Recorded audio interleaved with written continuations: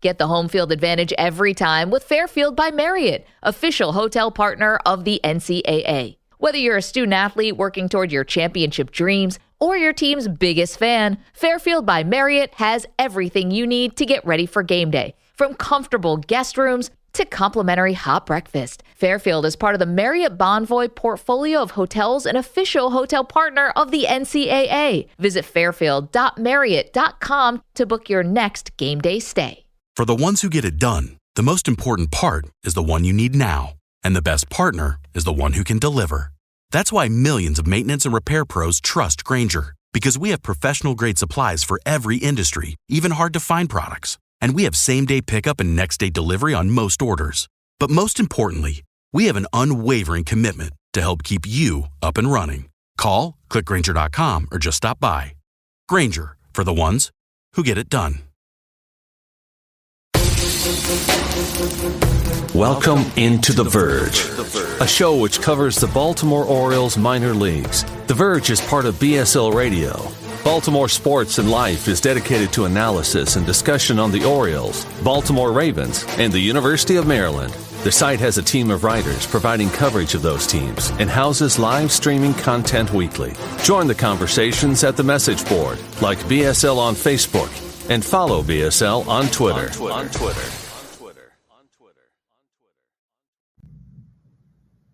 Want to make a podcast? Spotify's got a platform that lets you make one super easily, then distribute it everywhere and even earn money, all in one place for free. It's called Spotify for Podcasters, and here's how it works. Spotify for Podcasters lets you record and edit podcasts right from your phone or computer, so no matter what your setup is like, you can start creating today. Then you can distribute your podcast to Spotify and everywhere else podcasts are heard. Video podcasts are also available on Spotify. With Spotify for Podcasters, you can earn money in a variety of ways, including ads and podcast subscriptions. And best of all, it's totally free with no catch. Ever since we discovered Spotify for Podcasters, we feel like having options like video podcasts and Q&A lets us be more creative on another level. I highly recommend you give it a try. Download the Spotify for Podcasters app or go to www.spotify.com/podcasters to get started. Welcome to On the Verge. This is Zach Spedden, joined as always by the returning Bob Phelan, who is back with us this week after a week off, and Nick Stevens. On the Verge is part of Baltimore Sports and Life Radio. And on tonight's episode, we're going to get into our minor league all-stars for the Orioles 2021 season. That's honoring the players with the best stat lines more so than the top prospects, but I think you'll find in a lot of cases those were one and the same. So we'll touch on that, as well as an Arizona Fall League preview, as several Orioles prospects are now out in Arizona for some postseason play. We'll get to this show in a moment, but first, On the Verge is brought to you courtesy of Mercer Floor and Home Carpet One. Mercer is a third-generation family business that was established in 1959 and is located on Main Street in beautiful, historic downtown Westminster, Maryland. For all of your flooring needs, think Mercer. So just to start off, as I mentioned, Bob is back this week after a week off. And a special thank you to our friend Connor Newcomb over at Locked On Orioles for giving Bob a rehab assignment as he discussed the Aberdeen Ironbirds with Connor today. Nick was on last week to talk about the Norfolk Tide, so a couple of appearances over there to check out over at Locked On Orioles. Yeah, it was nice to get some rhythm back in there, and I'm not feeling too sore after that appearance, so here I am. I'm back in the big leagues. Well, it's good to have you back, and we will get right into our minor league all-stars for the 2021 season. As I mentioned in the intro, this is really about honoring the players that had the best stats in 2021. It's not a top prospects list. That's something we do separately. What was interesting was that I thought that the process, which was kind of the same that we used for the top prospects, we each submitted our own lists, and then that went into a weighted system that Bob put together to produce the final list. Kind of showed the same results where we agreed on a lot of the big picture stuff, but then there were some differences as you move down the list. And we'll talk about the final list as well as some of the players that didn't make the cut. And if you want to refer to the list either while you're watching this on a live stream or while you're listening to the audio version of this, it's up on BaltimoreSportsAndLife.com now with reports written by Nick. And we'll start off with catcher. No surprise here, Adley Rutschman was chosen as a catcher on our All-Star team. Not only is he the best prospect in all of minor league baseball, but he had an excellent 2021 season between the Bowie Bay Sox and the Norfolk Tides. And I'll start with Nick here. While we do like some of the other catching prospects in the Orioles system, there was really no contest here, was there? No, not at all. I mean, he had about double the number of at-bats as number 2 on the list Brett Cumberland did when you look at the overall leaderboards. And I mean, he's a top prospect in baseball for a reason. And so we do like a lot of the other catchers in the system, Maverick Hanley, and we talk about Ramon Rodriguez probably a little bit later in the show, Samuel Basalo. We like a lot of these guys, but a lot of them are defensive catchers. So, the offensive stats aren't around yet, but Adley Rutschman, 25 doubles, 23 home runs, an OPS of, I forget what it was. His overall OPS for the year was right around 900, wasn't it? Yeah, 899. So, I mean, yeah, nothing you could argue there. It was a stone cold block pick there. Yeah, it was unquestionable. Maybe he bats a little bit better from the right-handed side. That's the only nitpick I could say, but he's still got an OPS over 800 from the left-handed side. And he's the number one prospect for a reason, as Zach said, and he proved it statistically. And yeah, there's really not much more we can say about Adley Rutschman. He's the man. Let's get him up to the big leagues. Let's graduate him onto a good roster instead of just having a good prospect.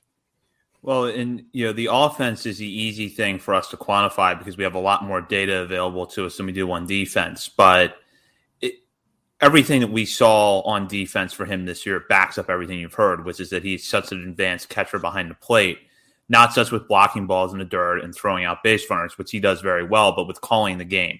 This is someone who already is a good catcher on both sides of the ball. Yeah, it just seems like he makes his pitchers better, which is, I would think, the number one asset you want in a catcher. You want that rapport. You want it's not like with the Braves, they had Javi Lopez could mash the ball, but it seemed like the pitchers never wanted to throw to him. Greg Maddux always had his personal catcher, so it looks like Adley could be Javi Lopez, and I'm trying to remember one of the backup Braves catchers, but and a personal catcher for everybody. It's sort of a fusion of Javi Lopez and Eddie Perez, I think, was Maddox's personal catcher for a lot of years. There you go. So we'll move over to the infield now, where we did have some close calls, but in the end, I think we put together a pretty solid infield. At first base is J.D. Bundy, who emerged with a big 2021 season between Delmarva and Aberdeen after being chosen as an undrafted free agent in 2020. He's a guy that undoubtedly would have been drafted had there been a longer draft in 2020, but the Orioles were able to get him as a free agent, and he came through as a big year. At second base, Terran Vavra, the guy who was seen as the centerpiece of the Michael Gibbons return from the Rockies in 2020. He came through with good numbers at Bowie despite missing significant chunks of time due to injury. At shortstop, this probably doesn't come down as too much of a surprise. Jordan Westberg gets the nod there after a big professional debut in 2021. Right there in the 2020 draft class with Westberg was Kobe Mayo, who was selected as our third baseman. And then Gunnar Henderson ends up as the DH. So just to address that right away, we did not leave Gunnar off. He ended up at DH as a matter of voting, although not all three of us had him at DH, which I'll get into in a moment. But we'll start with Mundy here. Only appeared in 72 games, but finishes with 15 homers, a 925 OPS. Actually was promoted to Bowie, but never appeared there because of his injury. So I'll start with you on this one, Bob. Mundy only appears in 72 games, but I think the results speak for themselves. Was there any hesitation for you to not go with Mundy just, because of the limited time? Honestly, not really. I mean, like we've talked about, that first base is kind of like a rising position now in this iteration of the Orioles minor leagues, because you got T.T. Bowens, you got J.C. Escara, but Andrew Daschbach, Tyler Nevin, but J.D. Mundy, he mashed. When he was playing, he mashed. He had a 145 WRC plus, total.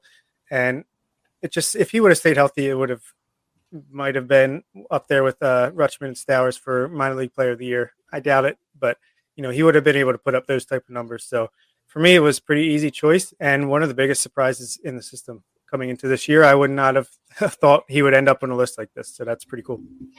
Yeah, as a Virginia guy, it's pretty cool to see a Radford kid come up here and make so much noise. But this was a little bit of a tough decision for me just because I think I initially had Daschbach as my first baseman. 16 home runs, 19 doubles, pretty good numbers overall. But, he had the high number of strikeouts. And then Toby Welk and JC Escarra kind of had the low batting averages. But JD Mundy, I felt like was just consistent overall. I almost thought about Jacob Teeter as well. That was a difficult, for me at least, like how do we compare the DSL guys and the GSL guys with their limited amount of time? But Teeter definitely had a great season in Delmarva, but I ultimately went with Mundy too. I think he had the highest, WRC plus and OPS in the minor league system. Fewer at bats, a little fewer, about 100 so fewer at bats than everybody else, but still dominant numbers. And the only other name that I think could really give him a run for his money here was T.T. Bowens. That was a tough name to leave off the list, I think, in my opinion. Yeah, I gave Dasbach and Bowens both a close look. Bowens was really number 2 for me behind Mundy, but I just thought that Mundy was the most complete hitter of that trio, and that had he played a full season or closer to a full season, the numbers would have reflected that. So it was a tough call because, as Bob said, we have saw a lot of first base prospects raise their stocks this past season, but I didn't feel like any of them came that close to Mundy in terms of overall production. And we have a similar situation at second base as Terran Vavra gets a nod, despite the fact that injuries limited him to just 48 games this season. 40 of those were spent at Bowie. The other 8 were rehab appearances. At Bowie, he only hits .248, but it finishes an .818 OPS, 5 homers, 10 doubles. Walked 29 times against 42 strikeouts, which is a good number. Everything you hear about him, when we talked to Ryan Fuller, talked about what a smart baseball player he is. I will admit that I almost went with Connor Norby at second base. I thought that Norby was really impressive after coming out of the 2021 draft, and I didn't think that any of the second basemen that appeared in more games than players like Vavra and Connor Norby were necessarily worthy of that spot. But Vavra, to me, was just, as good as advertised when he was healthy this year. And I honestly believe that had he been healthy, the Orioles probably would have found room for him in Norfolk, or he would have just dominated Bowie all year. Yeah, I agree. I was between him and Norby, and Jahmai Jones was kind of knocking on the door there a little bit. If he would have kept up his hot streak that he had in June, then definitely he could have made a case for that. But even though Vavra was injured for maybe half the season, when he was in there, especially to start the year, I mean, there was no one hotter in any of the minor league lineups than Terran Vavra was. I mean, the kid was just smacking singles to the opposite field, mashing doubles into the gaps, pulling some balls over the fence. He's an exciting player, and his numbers dipped a little bit, but I would have to maybe attribute that to the injuries. So, yeah, I think he's an exciting player, and he performed strong enough in a short sample size to get the nod for me. Yeah, the most exciting thing for me about Vavra is that I think he, based on the numbers and what we saw him in that limited role in Bowie, I think he performed just like the type of player we were all hoping he would be. So that was really awesome to see. I debated this one long and hard. This was the hardest decision, I think, for me. And I actually spent a lot of time debating between like Jahmai Jones and Gene Carmona, just because there weren't that many like great options here. I didn't have Vavra on my personal list because of the time he missed, but I ended up going with Frederick Bencosme, a guy that Zach pointed out in one of our, I think last week on our final kind of under the radar segment. 18-year-old down in the Dominican Summer League, 2 home runs, 6 doubles, 4 triples, 310 average, 10 stolen bases in 44 games. I just felt like comparatively speaking, 44 games in the DSL, he played a full season. One of the better offensive performers in the DSL this year, at least statistically. Obviously, we don't have video or anything to back that up, but I like those numbers there. So I went Ben Cosme, but can't argue against Terran Vavra. When he was in the lineup, like you guys said, he was a really solid hitter, and I'm very excited to watch him play, hopefully in the major league level next year. Yeah, I thought Ben Cosme was actually a pretty interesting pick because, like you said, Nick, so there's a lot of promise from the left side as an infielder. I'm really curious to see what he does as a Florida Complex League next year. He feels like he could be one of those guys, that young, athletic, up-the-middle player who can hit. Might be a guy that rises pretty quickly when he starts playing at higher levels. So we'll go over to third base now, where Kobe Mayo ends up getting the nod. In 53 games this season between the Florida Complex League and Delmarva, Mayo hit .319 with a .981 OPS, belted 9 home runs with 29 walks to 40 strikeouts. And here's something interesting that I did not realize until right now because I was not paying attention to this during the season. He went 11 for 11 in stolen base attempts. Sort of a random number to throw out there, but tells you that he's got some speed, and that athleticism for me was reflected in the way that he played third base this year. Got 27 games there between the two levels. Actually, he got 27 there at Delmarva. He got more of the Florida Complex League. But if you saw him play third base at all, you know that the arm strength and the footwork are pretty good. And that after, at least for me, after seeing him this year, I became convinced that he could stick at third base long-term, despite already being 6'5", 215 pounds at 19 years of age. Mayo narrowly missed my list, which I'll get into in a minute. But I'll start with Nick here.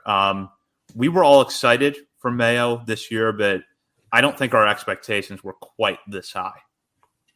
No, I mean, I know Stephen Loftus had me excited, super excited about Kobe Mayo coming into the year or right after the draft when he said, this could be the guy that Orioles fans look back at 10 years from now and say, that's exactly why we went Heston Kjerstad with the number 1 overall pick, because we wanted Kobe Mayo at the end of the day. The numbers are just fantastic in that small sample size. Yeah, the stolen base numbers were pretty cool. I did throw that in the article as well, just because I thought it was fascinating. But again, lower levels of the minor leagues were kind of like I heard him described as like a track meet down there because, it's the different rules and such that were rule changes that happen at lower levels of the minor leagues, but still not taking anything away from Kobe Mayo there. The numbers were fantastic in that small sample size, 19 years old. And he really didn't strike out too much either, which was impressive. I mean, comparatively speaking, he had a pretty high strikeout rate, I think, compared to some of the other guys in Delmarva and some of those draft picks. But those were like astronomically low strikeout rates to try to compare to. So a good season for Kobe Mayo, good debut, and very, very excited to see this guy, how fast or how high he climbs next year in the minor league system. Yeah, absolutely. I mean, like you said, the walk numbers, the strikeout numbers, they're actually pretty refined, pretty polished for a young kid like him that's a big power hitter. If he gets off to a hot start in Aberdeen next year, watch out. I mean, this guy could be in Bowie by July. So at 20 years old, 21 years old. So pretty awesome. Yeah, this was tough for me. It was between him and Gunnar Henderson, but I just think if he would have, performed the way he did in the FCL and came up and was just average to pedestrian and low A, but no, he came up and played just as good, if not better, against the better competition. So I just had to put him in there with his 162 WRC plus. So we'll move over to shortstop now. And this was a position where I think there was some tough competition, but still not much of a surprise who ends up as a starting nod at shortstop, and that's Jordan Westberg. Ended up playing at 3 levels, starting at Delmarva this season, and across the board appeared 112 games with 285 average, 868 OPS, and showing that power-speed combo that many hoped that he could show once he got into the minors, as he belts 15 home runs while stealing 17 bases in 22 attempts. And the interesting thing for me about Westberg was that he overcame slow starts twice. The first was after he went to Aberdeen, and then the second was after he went to Bowie, as he was really heating up towards the end of the season at Bowie, and I think was a big reason why the Bay Sox were able to get over that hump on the final day of the season and clinch a spot in the AA Northeast Championship Series. And while, as I mentioned, there were several good options at shortstop, we could have gone with Gunnar Henderson. Joey Ortiz, if we had had a half-season list, might have had the spot locked down.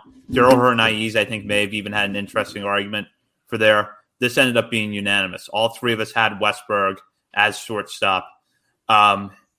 So, Bob, I know that there's a lot of good things to say about Westberg, but what were your thoughts on his season? I mean, what's not to like? I mean, the guy has power to all fields. Maybe not big power, but he's got that line drive power that can just carry over the fence. And he's got to be Matt Blood's favorite player because, he loves the guy that struggles right away and then adjusts and mashes after that. And that's exactly what Westberg does. Hopefully, we'll keep that in mind next year when he's getting started in AAA and maybe he doesn't bash the door down right away. And even when he makes his major league debut, just be patient with him because he's a guy that learns on the fly and he adjusts well. So that was the thing I think we learned the most about. It wasn't that he just feasted upon the no spin low A league, as Kyle Glazer put it. So he came up and he performed well against better competition too. And while he should, because he's a college guy, it's still better to go out and do it than not. Yeah. The thing for me here when deciding the final list was Yeah, I definitely had Kobe May at third base. That was his primary position. When going with shortstop, Westberg was the deciding factor, if I can get it out there. The deciding factor for me was defense, actually. To be honest, I felt Westberg's defense at shortstop was a lot better, more refined at least. So that's why I went with Westberg at shortstop. And then when I was looking at it, I didn't actually even know if we were doing DH or not. I did this like 12:30 in the morning one night earlier this week. And I was like, you know what? I'm going to make a DH spot because we cannot leave Gunnar Henderson off this list. And I really wanted Kobe Mayo on this list as well. So that's why I had Gunnar Henderson at shortstop. But it was just the defense that separated it for me when it came to Westberg. But the most impressive thing offensively that I enjoyed from Westberg this season was that power, because we didn't really know what to expect from him. And he had 15 home runs and 27 doubles across 3 levels. So you definitely love to see that from a draft pick. And 2020 draft pick, I wrote this in the article, Servideo got hurt. Carter Ballmer had the Tommy John surgery. Kerstad, obviously the myocarditis. So we didn't really get to see any of the 2020 draft class up to this point. So it was good to see Westberg find some early success. And even Mayo didn't get started until late June. So yeah. Westberg, I agree with you, Nick. I think that if you want to separate Westberg and Henderson right now, at this point in time, Westberg's defense is better. You might give Henderson an advantage in terms of arm strength, but I think in just about every other area, Westberg is the better shortstop. And I think that while the Orioles have to find ways to get both of them at bats when they're on the same team, which hopefully they will be for years to come, and you want to give both players some element of versatility, my sense after this season is that the Orioles can try to develop Jordan Westberg at shortstop for as long as they want to. If they want to bring him to the big leagues as a shortstop and stick him there for a while, they can. Or, if they find that once he's healthy, Joey Ortiz is a better fit there, they can move Westberg over to third. But I think either way, this is a guy that is going to settle somewhere in the infield and has the profile right now of a possible 2020 threat at his peak, because we heard a lot about his raw power coming out of Mississippi State. But the question was, can he put that into game action? And he did that across 3 levels this year, and did it, spending a lot of his time in Aberdeen, which the numbers showed over the 2021 season was a pitcher's park. And Westberg was still putting up good numbers there. Yeah, that's a good point. Okay, Nick. I was going to say, when he got promoted to Bowie, the talk was he was going to be the primary shortstop at Bowie, even though they had so many middle infield guys, even though they were kind of decimated with injuries at Bowie all year up the middle. But they still had a number of middle infield guys on that roster going into the playoffs. But they said, no, Westberg's the primary shortstop there. And like Zach mentioned, looking at next year, I mean, does Mason McCoy return to the organization next year? I don't know if he's a minor league free agent at this point or not. But Caden Grenier obviously ended the year in AAA. They had no issues, it seemed like, moving him over to second base to finish out the year. So I think I wouldn't be shocked if we saw Westberg maybe with a good spring training, maybe as the starting shortstop for Norfolk next year. Yeah, I could definitely see that. And to give people a perspective on Westberg, for me, the way he hits the ball, it kind of reminds me of Austin Hayes. He's aggressive and he just lines things all over the place, except he can take a walk. He'll probably have a double the walk rate that Austin Hayes has, so that's good. Yeah, so we'll go now to the designated hitter, and it's someone who actually spent a lot of this year on the left side of the infield with Westberg, and that's Gunnar Henderson, who coming into this season was sort of a borderline top 100 prospect. He was one of those players that a lot of big outlets mentioned as, someone who received consideration but ultimately didn't make the top 100. Very quickly, he flipped that to consensus top 100 prospect, thanks to a really strong 35-game stretch at Delmarva, where he hit 8 homers at a 944 OPS. He ended up playing at Aberdeen and Bowie before the season was over. Didn't hit quite as well as those 2 levels, but much like with Westberg, Henderson got off to a really slow start at Aberdeen before catching fire, and the one thing that was great about him all year was that he managed to draw walks even when he was in a slump. And that no doubt contributed to his .350 on base percentage. Across the board in 105 games, he had 17 homers with a .258 average and an .826 OPS while spending time at both shortstop, third base, and DH, which is where he lands on our all-star team. Obviously, for a guy that's not even 21 years old yet, and this was his first full season in pro ball, this was impressive to see what he did. But Bob, can you kind of give us a sense of maybe above the stat line why Henderson is regarded as such a good prospect? I think it's just his swing. It's a nice swing. He's got fast bat speed. You can feel the confidence radiating off of him. He's not like a cocky kid, but he's like he knows how good he is, and he's going out there and he's doing it, and it shows. And yeah, it's just got a nice swing from the left side. He hits the ball to all fields. I think I was looking at his spray chart. He goes 33% opposite field, like 38% pull side, and 25% up the middle. So he can hit it anywhere. Power is mostly opposite field right now, but he can turn on a ball. Yeah, I mean, and he'll be 20 years old at the start of next season too. He won't turn 21 until I think July. So yeah, it's good to keep that in mind, his age compared to where he is at his level, and it's very impressive.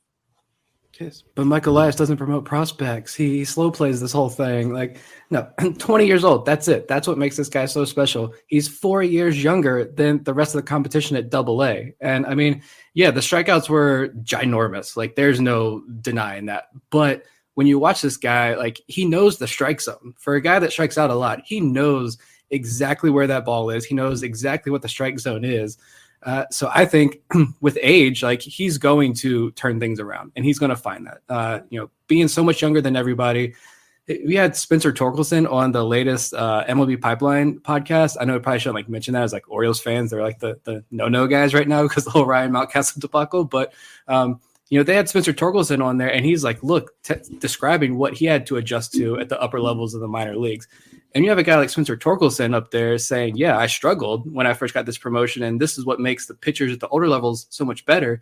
I think that makes what Gunnar Henderson did at the age of 20 even more impressive, in my opinion. So very special prospect that I think we're going to be hearing a whole lot about next season. And one thing that I noticed when I was doing some research, as you'll hear about on our daily player recaps later in this week when I do my Gunnar Henderson one, he mashed right-handed pitching at all levels. Like, his big weakness right now, I think, is hitting left against lefties. He batted 195 in Delmarva against lefties and 194 against lefties in Aberdeen. He batted 360 and 260 against righties comparatively. So something to keep an eye on. Short sample size, obviously. And I don't know how, I haven't really followed enough players as they're coming up at that young age. Is how long does it take before you really start to hit your, same side pitching better? But just something to watch out for. I do want to mention this because it's current right now with the Dodgers in the playoffs. They'll be playing Game 5 of the NLDS against the Giants on Thursday. The constant player comp that gets thrown out for Gunnar Henderson when someone's looking at what's this guy's ceiling is Corey Seager. I'm not a huge fan of player comps, but when I watch Seager swing and when I watch Gunnar Henderson swing, I see some real similarities. And it's also that they're tall guys who hit from the left side. Seager has managed to stick at shortstop in the major leagues. Henderson, I think, will stick somewhere on the left side of the infield. So what do you guys think about that? Is that actually maybe not necessarily a valid comp, but that you can kind of look at those two and see the similarities? I think so. I mean, my thought was when Corey Seager becomes a Yankee and we have Gunnar Henderson coming up, it won't even matter that they got Corey Seager because we'll have our own Corey Seager over here who's even younger and better. So, yeah, I can definitely see where people are coming from with that comparison. Yeah, he's a big kid. I think Seager's probably a better defensive shortstop in the long run because I don't really know if Henderson would be able to stick there. He's a little bit mechanical at shortstop to me, so we'll see. Maybe he's still room to improve there. He's only 20 years old. So I think he'll definitely at least be a really solid third baseman. Maybe the Kyle Seager is the real comparison. So I will mention here that the one area where I differed in the infield with Henderson and Westbrook is I had Henderson as my third baseman with Patrick Dorian as my DH. Dorian, if you were putting together a top prospects list, would certainly not be ranked ahead of Mayo, Westbrook, or Henderson. But the reason I had him on my roster and not Mayo was that Dorian, full season, was really one of the best power hitters in a farm system. Had a lot of good power hitters this year, 22 homers and 815 OPS. And while he was 25 at AA, we're also looking at a guy that did not have a lot of professional experience coming into the 2021 season. Just one full season in the minor leagues prior to that, which was back in 2019. So I went with Dorian, but I can't disagree with the logic of putting Mayo on there. Yeah, I really wanted to find a way to get Dorian on the list. If we were doing filling out a bench, he definitely would be on there. But I just couldn't justify it over Mayo and all those guys. So I'm glad you at least gave him a shout out there. Yeah, that was a tough one for me to leave off too, because I absolutely loved the Patrick Dorian story this year. I loved watching him play all year long. It was really great that the Orioles gave him an opportunity to get a couple at bats at AAA to close out the year as well. 22 home runs, 21 doubles. I mean, fantastic numbers. The only thing that knocked him down a little bit for me was the 242 average. Like, I saw that, and when you compare like what Kobe Mayo did and what Westberg did, it was hard for me to put Dorian on the list. But we definitely, it was great that we can't just keep moving on without mentioning Patrick Dorian's fantastic season in Bowie. Yeah, absolutely. So we'll now move on to the outfield, where three players with breakout seasons get the nod, and that is Kyle Stowers, who shared Organizational Player of the Year honors with Adley Rutzman after hitting 27 home runs between Aberdeen, Bowie, and Norfolk. Joining him in the outfielder, Zach Watson, the surprise 2020 center fielder, who had a big first full season in the minor leagues, and Robert Newstrom, who emerged basically as the highlight reel home run hitter in the Orioles farm system. But aside from those highlights, was just a good power hitter throughout the season between Bowie and Norfolk. So I know we're going to talk about Stowers a little bit more later on when we talk Arizona Fall League, but I do want to start with him because this is a guy that maybe had the best season overall of any Orioles hitter. 27 homers, 23 doubles, and 893 or an 898 OPS. Strikeouts were a concern, which, is something we knew coming in with Stowers, but he also drew 73 walks. So this is a guy that can take his fair share of walks, hit for a good average this year. So I'll start with Nick on this one. We knew that Stowers could hit a little bit coming into this year, but I don't think we quite saw this type of production coming. And not only that, but I think the three of us probably feel that it is sustainable, at least in some way going forward. Would you agree? No doubt. I think it's pretty sustainable progress we saw from Stowers, only because for me, what cements that thought is that when he got moved up to AAA, the power wasn't necessarily there, but like the overall game, I felt like was more so there with Kyle Stowers. More singles, more doubles, more line drives. So that's what I liked. He led all Orioles minor league hitters with 27 home runs. He had 23 doubles on top of that. Yeah, the strikeouts were enormous, but I really loved that Rock Kabatko had that mailbag article over the weekend, and someone asked about the strikeouts. Like, should we be concerned? Are the Orioles concerned? And Rock said, absolutely not. Like, this guy hits the ball extremely hard. He's a great hitter. And he hit 278 for the year. Like, I was not expecting that. I could see him hitting 20-plus home runs a year pretty easily, but I did not expect him to hit 278 and walk 73 times in 124 games. So that's what makes me think Kyle Stowers is the truth. And with a hot Arizona Fall League, keep the good momentum going, and he can roll right into spring training and maybe take an outfield job next year at the major league level. I know that's best case scenario. That's being pretty optimistic there, but at least Kyle Stowers would enter 2022 as one of the hottest names, I think, in this entire system. Yeah, I think he has probably the best in-game power of anyone in the system. I mean, the ball just flies off his bat, and maybe he only hits like 260, 270 at the major league level, but as long as he can continue to work on that plate discipline, take the walks, who cares if he strikes out? If he's hitting for a decent average, he's walking, he's hitting for power. What more could you ask for? And he plays a good outfield. So he's really close to a 5-tool player. So shout out to him. So another outfielder in this list is another lefty with good power, and that's Newstrom. Hit 16 home runs this season with a 790 OPS between Norfolk and Bowie. He actually hit more home runs at Norfolk than he did at Bowie in just about the same amount of games. 9 homers in 64 games at AAA level compared to 7 in 62 games at AA.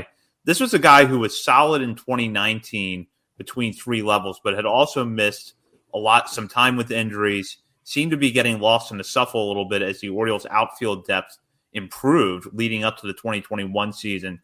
Yet, I think he now goes into the offseason as a guy that you could legitimately look at as a possible 40-man roster addition, even with a little bit of a slump to end the year in AAA, which, outside of better information, I would just attribute to it being a long season, career high of 126 games. But I'll go with Bob on this one. I don't know that any of us saw this type of year from Newstrom coming. and it was just impressive. Oh, yeah, absolutely. And especially after the way he started his first month, if you cut that out and then maybe the last week or two of the season, his numbers are like right up there with anybody. So obviously you can't do that. A season is a season, but just it felt like he, coming off of some injury ridden seasons and missed 2020, it took him a little bit of time to get into a groove. But once he did, I mean, the power is just tenacious. It's monster moonshots, like 480 feet or whatever. So watch out, warehouse. But yeah, I think maybe he just got tired out at the end of the season, or it was a slump. I mean, he batted 50. He batted 50 over the last week of the season. It happens, but I wanted to definitely get him on this list just because, it's a good story of a guy who was never really a big prospect at all, but came from a college and was a good hitter in college and has just had some injuries that he's dealt with, and finally putting it all together here and making it to AAA and probably going to make it to the majors next year. It's pretty cool. Yeah, I think he might have been a back-end top 30 guy early in his career, right after the Orioles drafted him, and that was when this farm system was pretty weak. I mean, so that kind of describes what type of prospect Newstrom was. And I remember Paul Fritchner, one of the voices of the Bowie Bay Sox. Shout out to Paul and Adam Pohl over there in Bowie. I know Paul was talking about how Newstrom went up to him and was saying, like, I feel the power coming. This is coming. I'm going to break out eventually. And when I do, like, it's over. And then it was like a week later, I think, is when he hit that monster bomb in Hartford, which Orioles players had some phenomenal performances in Hartford. Like, I'm fine if any affiliates, like, we want a new affiliate in Hartford, because I will gladly watch these guys play at that stadium. But I think that was kind of his breakout moment. And from then on, it was a lot of home runs. The right field wall at Harbor Park, it's pretty hard to hit home runs in right field at Harbor Park because there's just that wind always coming in off the water over there. And, I mean, guys like Newstrom and Stowers and Rutschman made it look easy. Like, they're hitting balls out at Frederick back. I know that was kind of a hitter's park down there. And, I mean, Newstrom was a great story. And I kind of thinking about it, like, next year, like, if you want to keep Stowers in AAA for a little bit longer, I get that, understand that. This is a guy who I could see slow playing just a little bit, make sure he's completely refined before you bring him up to the major leagues. But, like, I don't want DJ Stewart on this roster next year. Santander is up in the air. I don't know do you want to pay him? Do you want to trade him? What happens there? Like, Newstrom is a guy who I could see making the roster next year as a fourth, fifth outfielder, and giving him an opportunity. Let's see what you got through the first month or two of the season. And if he's got it, great. And if not, you bring up Stowers at that point. Yeah, I think my favorite home run of his was the inside the park home run where the guy fell through the gate. So he's got speed too. That was a bizarre play. That was down on Gwinnett. I remember that. The right fielder jumps for the ball, looks like he has it in his glove, but then opens the bullpen gate when he jumps into it, falls to the ground, the ball comes out of his glove, and then Newstrom ends up with an inside the park home run. That was a bizarre play, but definitely one of the best of the 2021 season for me. And that was memorable because that happened while we were in the press box in Bowie together. Oh, that's right. Yeah. Yep. So one of the players we saw that day in Bowie was Zach Watson, who, as I mentioned when I was introducing the outfielders, came through with probably one of the more surprising seasons in the farm system because, as Nick wrote in his report, some of the common things we heard about Zach Watson coming into 2021: tweener, speedy fourth outfielder type, light-hitting defensive outfielder. Well, he goes on to hit 21 home runs and 42 extra base hits overall while stealing 24 bases and playing a great center field night in and night out. There were some things in there, like low walk rate, which we've talked about before, ended up as a 248 average, but everything else, when you look at Watson, for me, he was a clear choice in center field. Nick, what were your thoughts on his season? I did not see that coming at all. The 21 home runs, at least.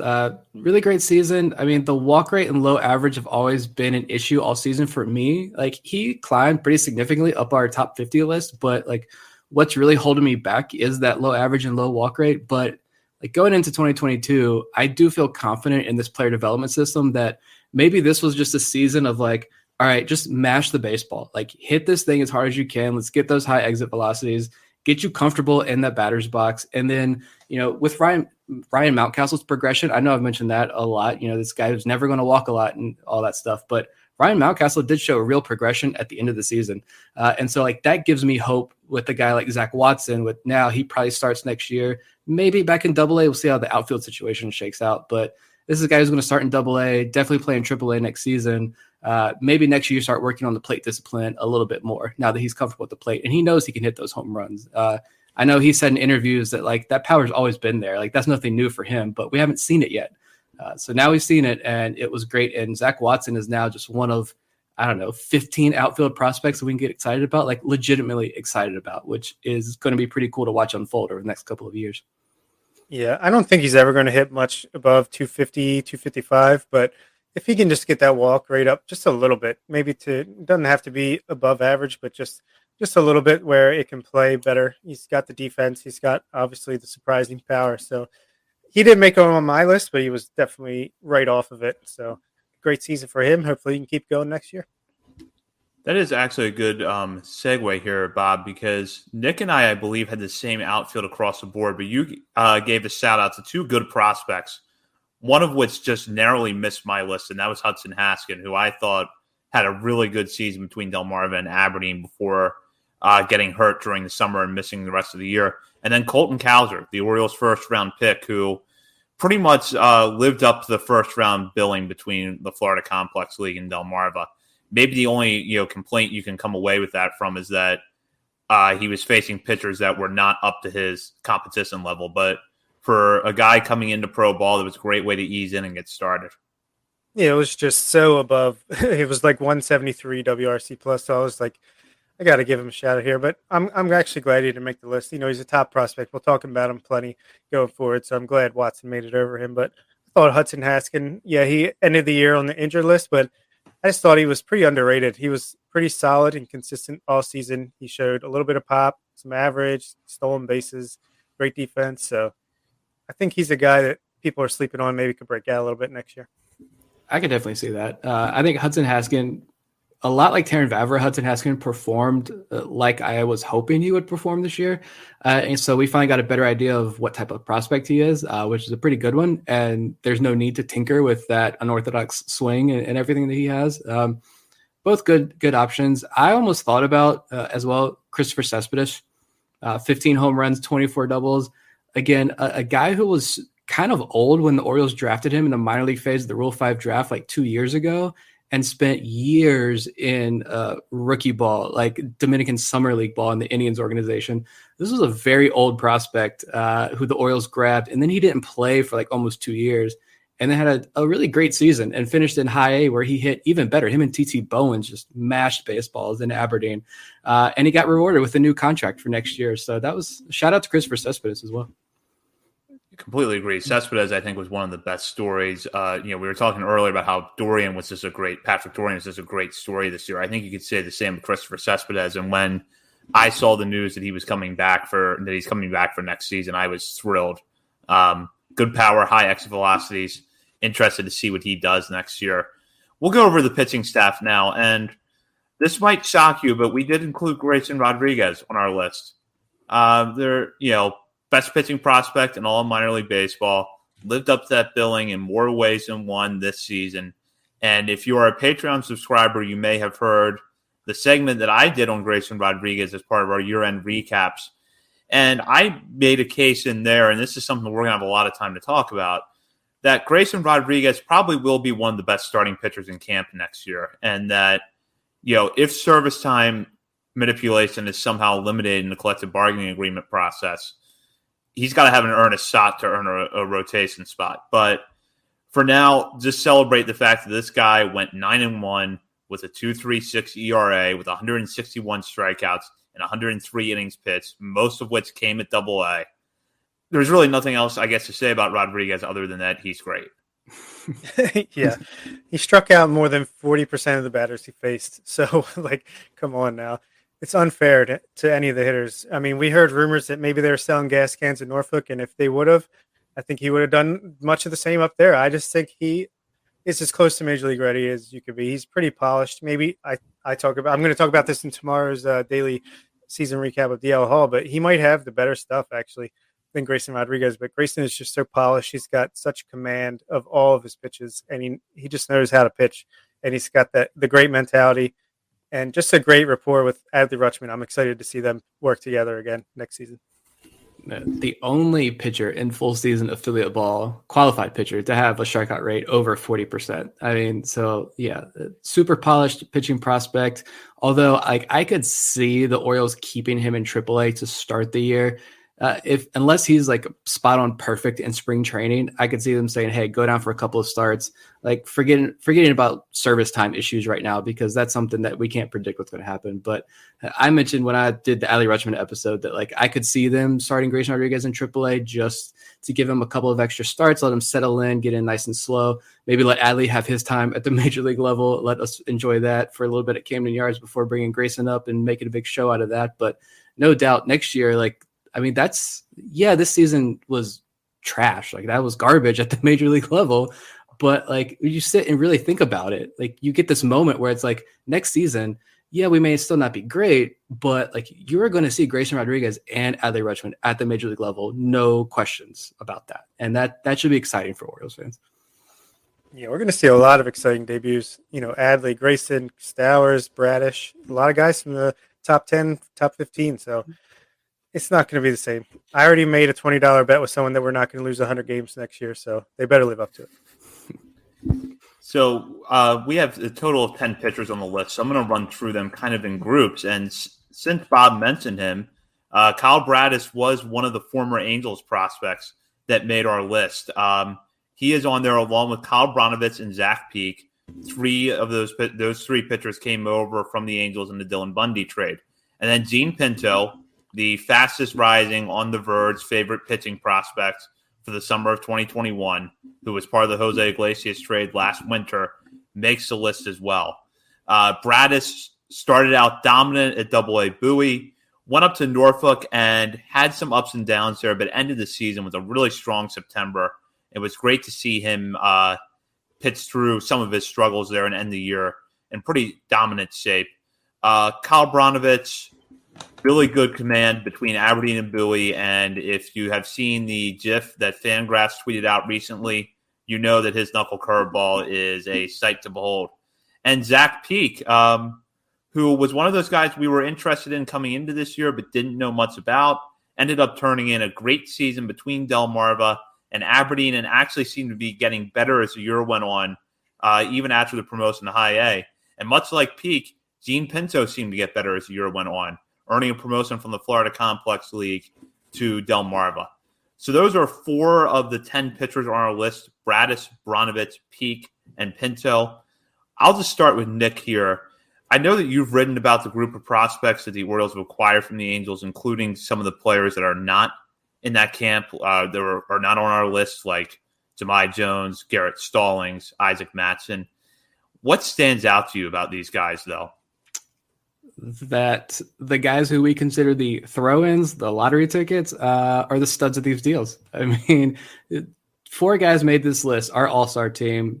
Take that for what it's worth. All 4 former Angels, as Vivek commented there. You look at the Orioles strikeout leaderboard. Grayson Rodriguez obviously was number 1, but then it was Kyle Bradish number 2, Kyle Bronovich at number 3, Zach Peak at number 4. Those 3 guys were 3 of the top 4 strikeout artists in this system. Clearly, the Orioles did their homework when researching these guys. They got them for basically nothing. I mean, I don't know what Dylan Bundy's done, but I never heard anything from Dylan Bundy after he threw up on the back of the mound. Like that was it for Dylan Bundy. I love Dylan, and I hope he can finish his career on a high note. But like the Orioles didn't really trade much of anything to get these 4 guys, and they haven't proved it at the major league level yet. I get that, but like when we win the World Series ring, like we need to send a ring over to the Angels. I don't know. I don't know which GM. I know they had that changed. I don't know which GM was in charge over there when they made all these deals, but he deserves an Orioles ring when we win this World Series, because this is fantastic to watch the success these 4 guys had. Yeah, totally. I mean, Mike Elias knows how to make a trade. He knows how to evaluate talent that he wants to acquire. So for all the people scared that he won't trade for pitching or a big piece at a deadline at some point, obviously he knows what to trade for. These guys are amazing. They come out and they have great stuff. It makes you wonder what the heck are the Angels thinking trading these guys, especially 4 of them for Dylan Bundy. I mean, come on. And Gene Pinto, we've been on his bandwagon. We're the leaders of that bus. Get on at any point. You know, we're here all day. So I don't know. I mean, Pinto does have a special place in my heart as well, because Pinto's promotion from the FCL to Delmarva was like the first news that like we broke that news, even though we got no credit for it whatsoever. Like all the other news we broke this season that we got no credit for. But like, so he holds a special place in my heart for that reason. And to see him succeed is even more awesome. And so, yeah, I am definitely excited about Gene Pinto, probably more so than the rest of these guys, just because that's not taking anything away from the other guys, but Pinto's ceiling, like, I don't even know if we know how high that could be. Yeah. So that's what makes him exciting. Yeah, all four were great this year, and I'm happy that they all made the list, and they were all unanimous choices. All three of us had all four of these pitchers on our list. So it was, in the end, pretty easy choice for us to include Kyle Bronovitz, Kyle Bratis, Zach Peak, and Gene Pinto on the list. We'll now go as a group of pitchers that have been in the Orioles system for a while and, in some ways either continued to do what they've done successfully over their careers or came back from either struggles or injuries to pitch well this year.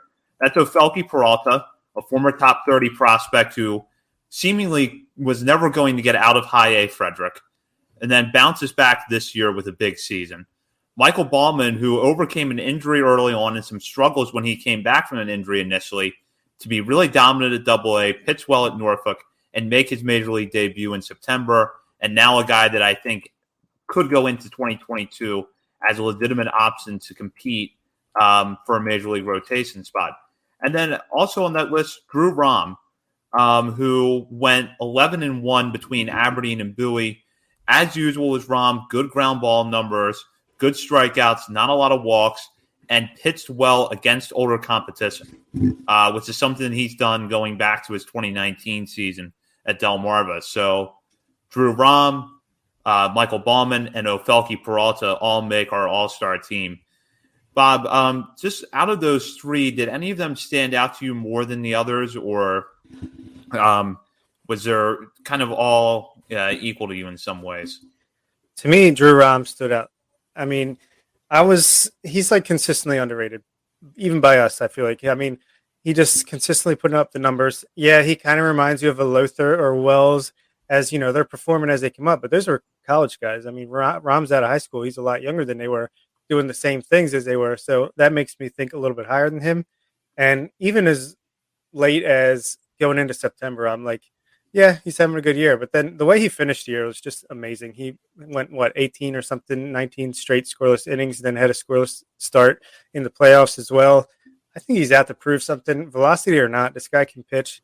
And I think he's going to, really, he's going to make it to AAA next year at 22 years old. So that's something special. It's something I think we really need to recognize, and that's what we're doing with this all-star team. I completely forgot about that super long scoreless stretch he had. I do remember the playoff outing. I mean, a 21-year-old throwing 5 scoreless innings in a playoffs is amazing.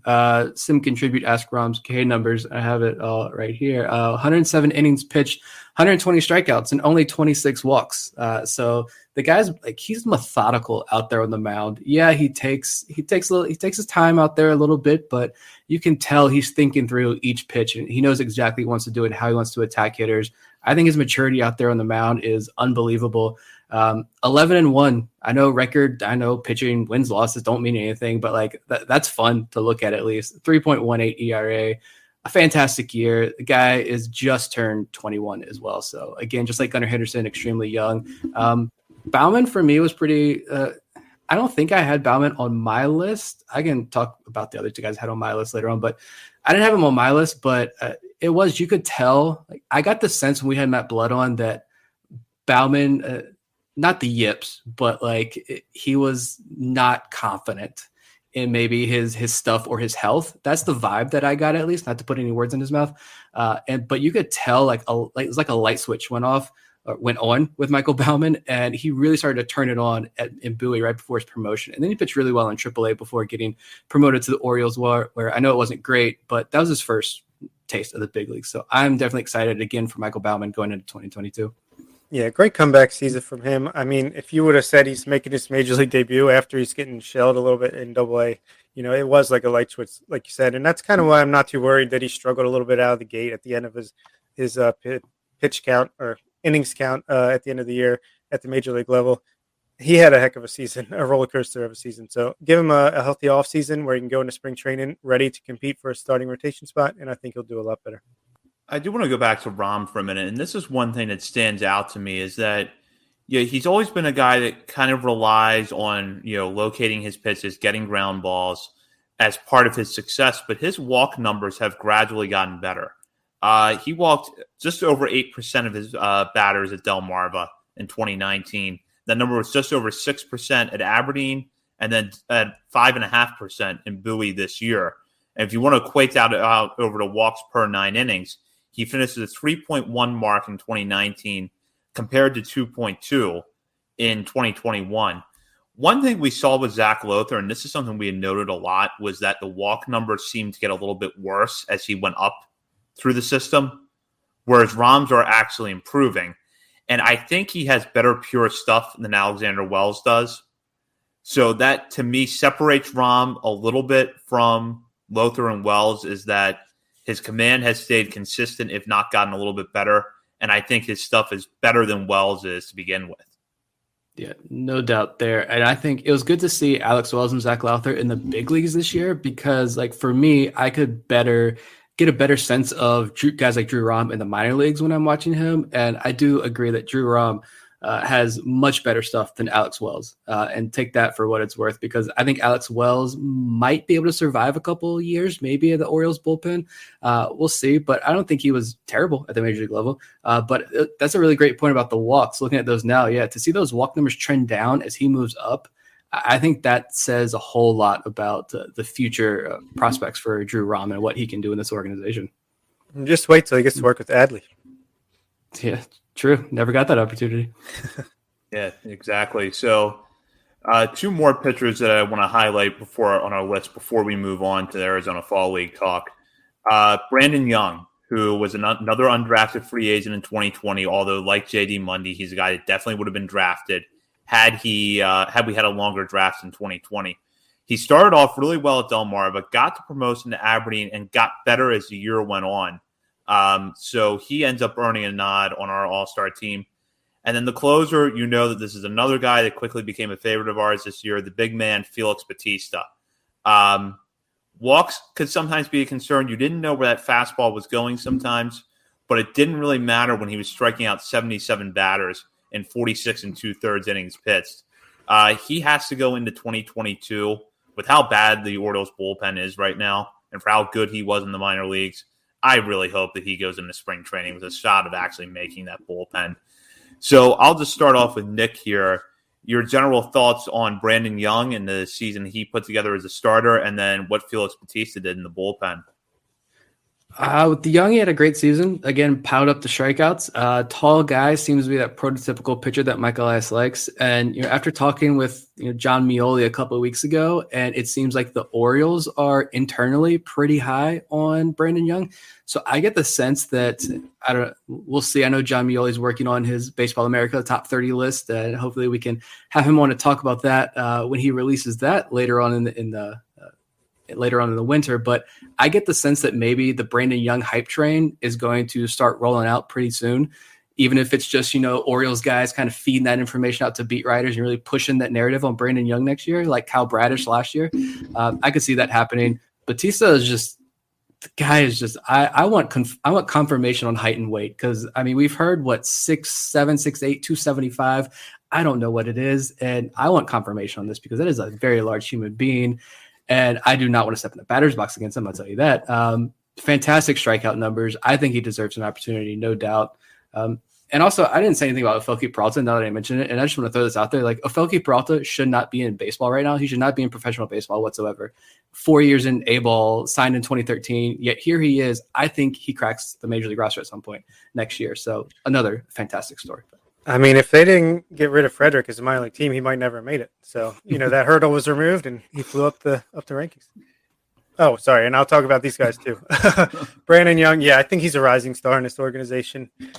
His stuff seemed to get better and his confidence seemed to get, better as the season went on. And like Nick has mentioned before, he felt like his stuff improved as he went up the ladder. Once he got to Aberdeen, it really started to all click for him. And I think, he's going to be a guy that will be up in Bowie at some point next year, and will probably just keep rising up our top 30 rankings. And Bautista, I was honestly surprised he didn't get a shot at the end of the year. Just get him on the 40-man, ahead of time into the offseason and give him a taste. Well, who cares? Like, just he could give up 10 runs in an inning, and it doesn't matter because it's the Orioles of 2021. But, hopefully he gets a chance next year, and I want to see him. Someone said a right-handed Tanner Scott. Yeah, maybe a little bit, but no one hits him. He's the only way he can get hurt is if he walks, bases loaded, and then walks him in, it seems like. So just be fun to watch him get a shot. Maybe he'll be good. I don't know, at the major league level, but we got to at least see it to believe it. One thing I do want to throw out there about Brandon Young, if you listen to Zach Peak on our show a couple of weeks ago, you know that when Zach Peak was looking for tips on his curveball, he went to Brandon Young. Brandon Young was one of the guys that he talked to. So Zach Peak makes our all-star team, and so does Brandon Young. So both guys had big seasons. I will give Bob and Nick a chance to mention some of the pitchers that they had on their list that did not make it. For Nick, that was Noah DeNoyner and David LeBron. So, Nick, just give us a little bit of background on those guys and why you had them on your list. Both had very good seasons. Yeah, DeNoyer is just a name I've mentioned a couple of times on the show. I loved his story so much. He finished 2 levels, finished in high A, and he pitched like dominant in high A especially. Walks were a major issue at the beginning of the year, but he seemed to really control those as the year went on. 5-3 with a 2.76 ERA and 81 strikeouts this season across 2 levels. So I had him on my list. He deserves a shout out, I think. And I also had David LeBron because LeBron very quietly, he was 6-0 with a 3.56 ERA and 106 strikeouts in 73 innings out of the bullpen in Bowie and Norfolk.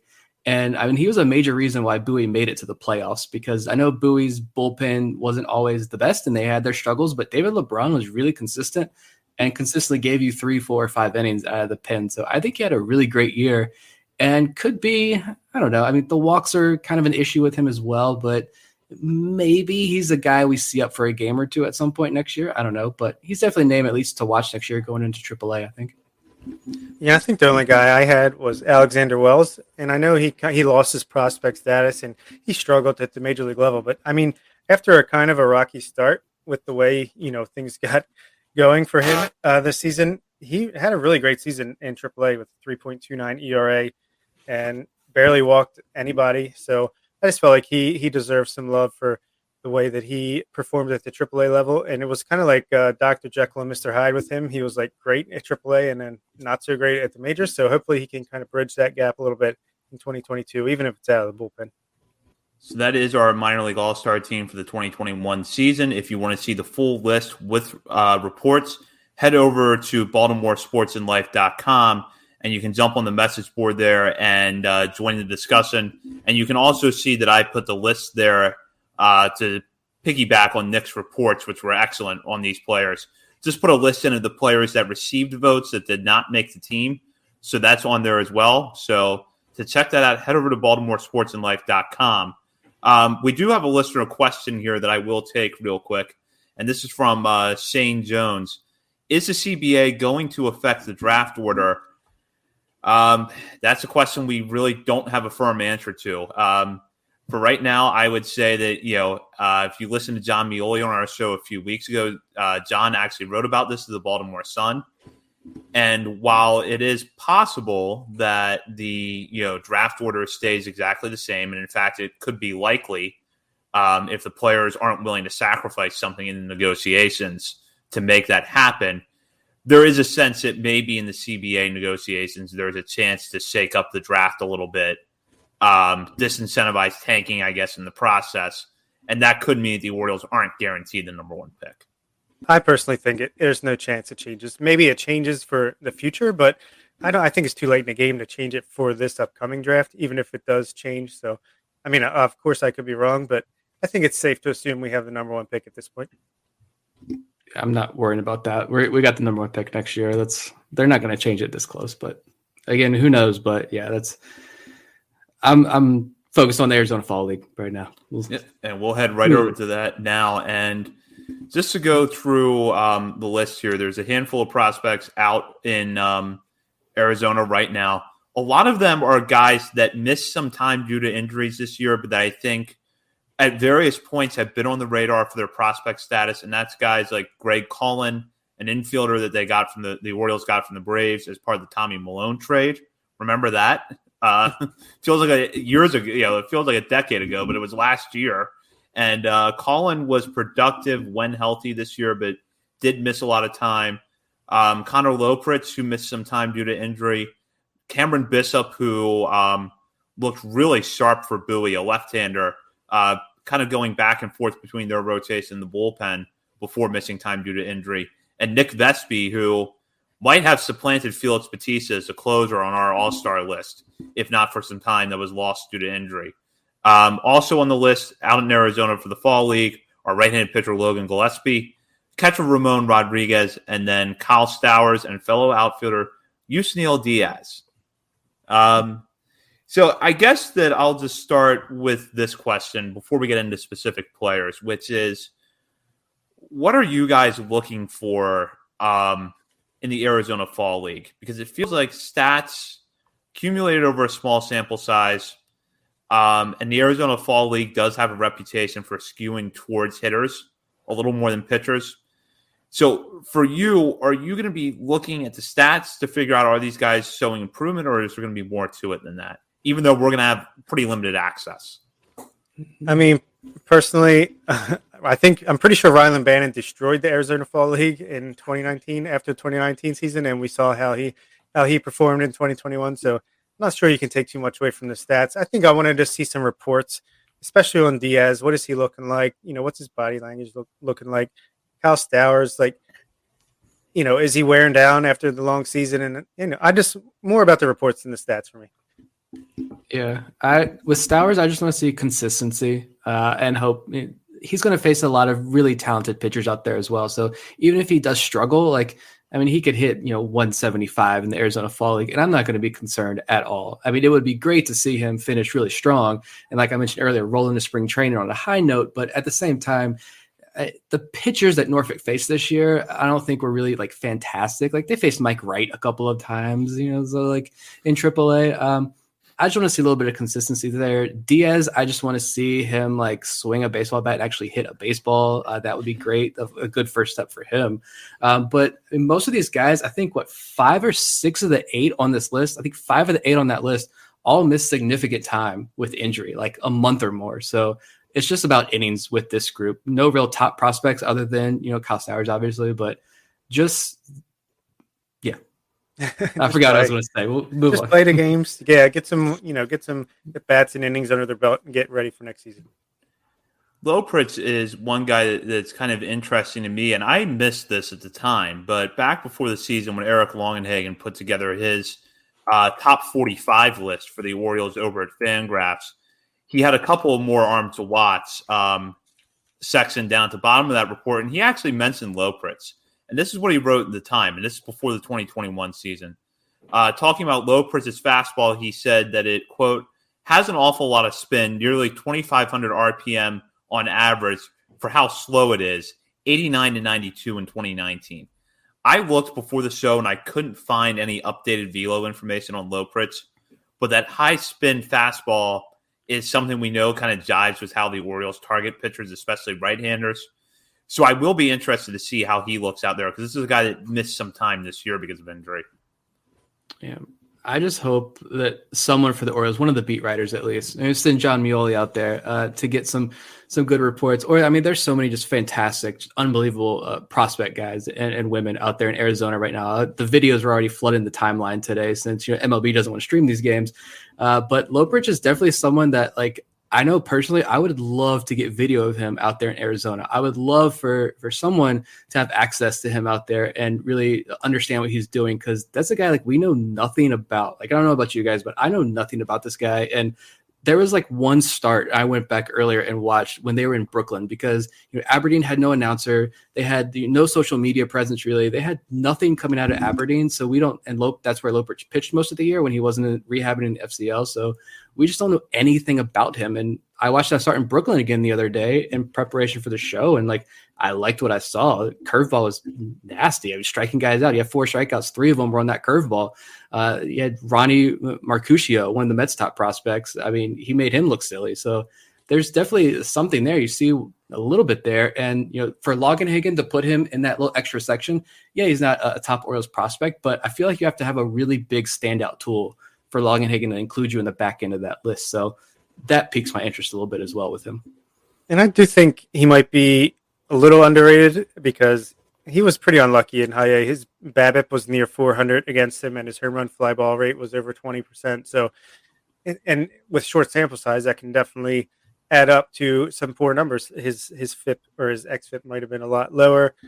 I should have wrote that down. But I think, you know, he'll be 24 years old or 25 years old next year. So kind of a last chance a bit to be a bit kind of a prospect. So get him some innings, and hopefully he can stretch out and start some games in Aberdeen and Bowie next year. Yeah, I think the xFIP was like more than 2 runs lower than his ERA when I was looking at that earlier. So definitely a big difference. Yeah, I mentioned Vespi a minute ago as a guy who, you know, had he managed to stay healthy and stay as productive as he was at Bowie, might have ended up making our All-Star team. In 19 innings at Bowie, he had a 1.42 ERA with 26 strikeouts against 9 walks. When he went to Norfolk, he only ended up throwing 19 2/3 innings there. Again, missed a lot of time with injury, but struggled a little bit more to AAA level with a 6.86 ERA, even as he struck out 25 batters. He did, I believe, just sign a contract to come back to the Orioles for 2022. So looking at a guy like him, who we know is a pretty sharp pitcher when he's healthy, what do you want to see from him in Arizona? Just get some innings in. Again, it's like, you know, and he'll be facing some, you know, Spencer Torkelsons, and there's some Brett Beatty's. There's a lot of good hitters out there. So just get some good experience. And he's 26 years old, or at least he will be next year. So, you know, this is his time. So he's got to put together a performance, and hopefully he can, like you said, he signed a minor league deal for us next year. So it'd be awesome to see him make his major league debut at some point in 2022. And he's got the stuff to be an effective left-handed reliever for sure. I mean, he could at least do as good as Paul Fry did in the second half of the season. Yeah, I think the fact that the Orioles re-signed him tells you pretty much everything you need to know. Like, yeah, the numbers in Norfolk were not great. They were pretty bad, to be totally honest. But he had a couple, you know, pretty good outings in that mix as well. But again, like just looking at the box scores doesn't tell you the whole information. And so we also don't know what that injury was. At least I don't know what the injury was that caused him to miss like 5 weeks after just like a flat out dominant start in Double-A to begin the year. I mean, he had like 19 strikeouts or something in his first like 9 or 10 innings. He looked like he was going to be a lockdown closer in Bowie before the injury, but maybe that had a significant impact on him to close out the year. I wouldn't be surprised if that was the case. So, yeah, definitely an older guy, but a guy who also transitioned, I think, largely as a starter to a reliever. So it might be a late bloomer here as well. I hope he makes the major league next year because I love the way he attacks hitters and the hair. The hair is 80 great hair. Yeah. And another guy whose ERA in AAA was 6.86, but his xFIP was 4.18. So definitely some bad luck involved as well. Yeah, and just to give our listeners a little bit of context on the timeline here for Vespi, he was placed on the 7-day IL at Bowie on May 25th and was not activated until July 2nd and was in Norfolk by July 27th. So a quick turnaround time between coming off the IL at AA and then making the jump to AAA. That was really surprising, actually, that he got promoted so quickly. Like he had 2-3 weeks of rehab, and then you're up in AAA, the highest levels of the minor leagues that you never pitched at before. So I mean, maybe the organization is just that high on him.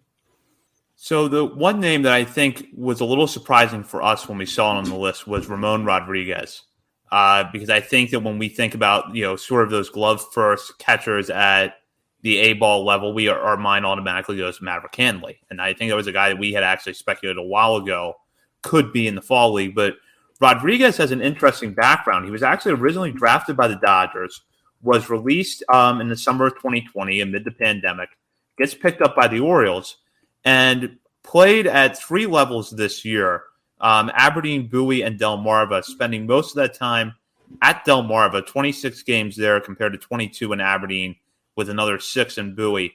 The bat was not great, although his numbers were good over a small sample size in Aberdeen. But apparently a catcher that pitchers really love throwing to. Zach Peak talked about that when he was on a few weeks ago, reports that we have heard a little bit on his defense are pretty positive.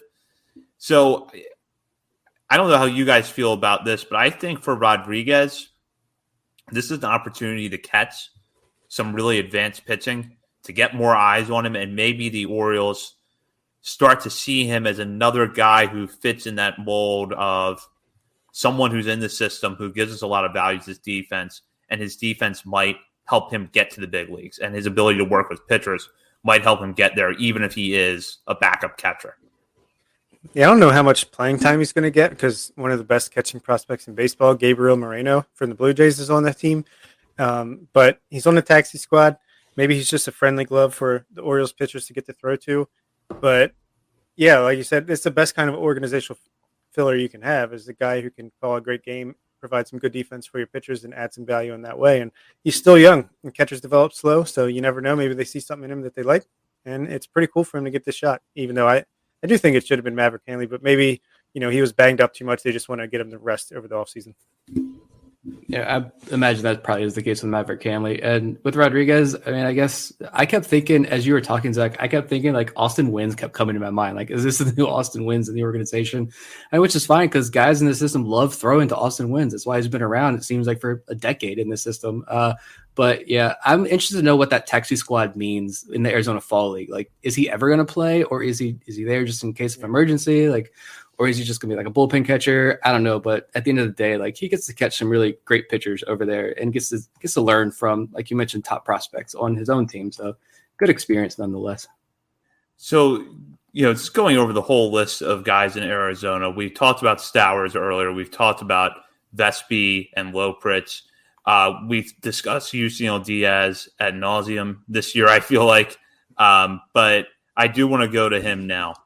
My personal feeling is that, and Bob mentioned earlier the reports, you got to look at the reports from places, hopefully we get an Orioles beat writer out there. But then aside from that, places like Baseball America, MLB Pipeline, look at what they have to say. If they're writing about Diaz and they say Diaz is moving around the field better than he has all year and is hitting the ball hard and looks good in the outfield and he hits 240, I would be happier with that than a hollow 3 for 9 or some really small sample size, mostly spent at DHs, to be honest, because I just want to know how healthy is he, and is there a chance that some of the Yusniel Diaz that we saw before 2021 is still in there? Yeah, you said ad nauseum. It's more like ad nausea when you're talking about Yusniel Diaz. But yeah, let's just see what he can do. Let's see if his body language, let's see if having a clean slate, what that does for his mindset. And, if he can go out there and just perform and just get his head back in the game. I mean, I don't know. Maybe I'm making too much of that kind of stuff, but it's just, maybe they should have sent Ryan Ripken out there instead at Arizona Fall League. I don't know. I don't know what to make of Diaz. I just want to see him show up at spring training, give it his best shot, and we'll see what happens. Yeah, I mean, this is tough. I mean, I hope he feels the pressure, to be totally honest. Like, I hope he feels all the weight of the world on his shoulders, knowing that he has to perform in Arizona to have any shot next year. But I kind of had this thought when I was thinking about it, the thought that popped into my head, and this is probably like way off base and probably not true at all, but I'm wondering if there's a small piece of Mike Elias who, like, he sent Diaz out to Arizona because he is healthy, and maybe it was just terrible luck, end of a bad season, just everything that went on, and Diaz was just like, I'm done with this year. So go out to Arizona, good weather, have fun out there. But I wonder if there's a small piece of Mike Elias who was hoping, like, if we send Diaz out there, and let's say on the chance that he catches lightning in a bottle in that small sample size, and the data looks good, and there are some good reports on Diaz coming out there, Mike Elias can enter the offseason and say, hey, Marlins, hey, whoever else needs an outfielder, we got this prospect here, and I'm willing to deal. So I wonder if that could be a situation that happens. I don't know. Colorado Rockies, what's up? Yeah. Hey, here's Yusniel Diaz. Give us Zach Bean. Yeah, I was about to say, like, throw him in with an Anthony Santander type player. See, if that boosts your trade return a little bit. I mean, yeah, I wouldn't make that trade if I were on the other end, but the Orioles could try that if they wanted to. Would not hurt my feelings, yeah. So, Bob, Nick, just any thoughts in general on some of the guys we have not talked about in the Fall League? I know we mentioned all the names. We've given everybody a little bit of coverage, but anything with the rest of the group, guys like Colin, Bishop, Gillespie? Yeah, I'd say Gillespie's interesting. He's kind of an older relief prospect, but he throws hard. He had a 3.47 xFIP in AA compared to like a 5.6 ERA. So interesting arm there. He missed some time, I believe. Stowers, I'm really excited that they decided to send him. The more I think about it, the more I think it just means they're super high on him. And I think they want to extend him like a full season length of games, get him used to that for next year, because I think he'll definitely, AAA will start in April and then he'll finish in Baltimore in September. And let's see who else. Colin, I think he's kind of like Taron Vaver's little brother. He's kind of has similar skill set, like left-handed hitting second baseman, ton of walks, not a lot of power, but he can hit for average. So pretty excited to see what he can do. And I think that's about it. Oh, Cameron Bishop. I mean, continue what he's doing. I was pretty excited with his first half of the season. And, he might be a guy that's starting in AAA at some point next year. So definitely get his innings up so that he can hit that threshold next year. Yeah, I think Bishop, again, it was at Hartford when he struck out 12 guys early in the year.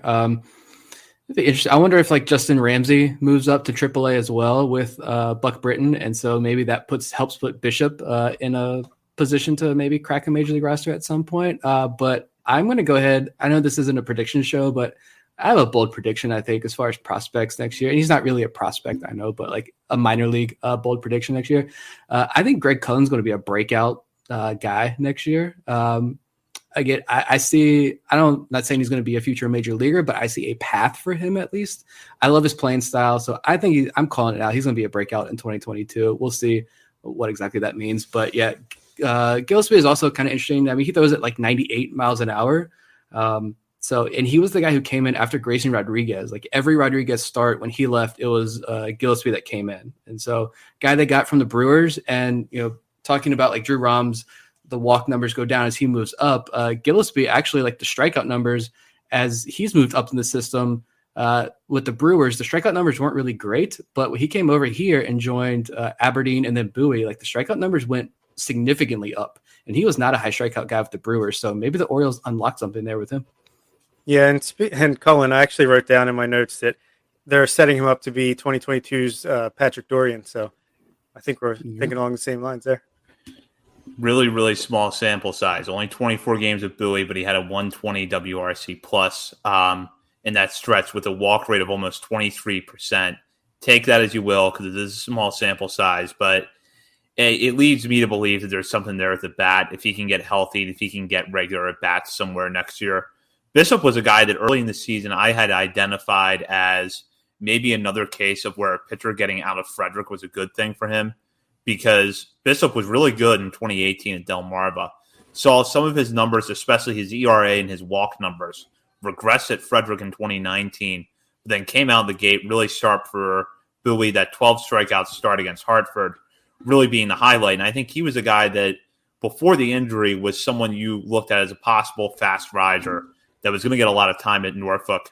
And Gillespie, just to try to piggyback off of what Nick said, and that's a really good point about his strikeouts. The last time we saw him on the mound before 2021 was at Low A in the Brewers system in 2019. 92 strikeouts and 109 innings pitched.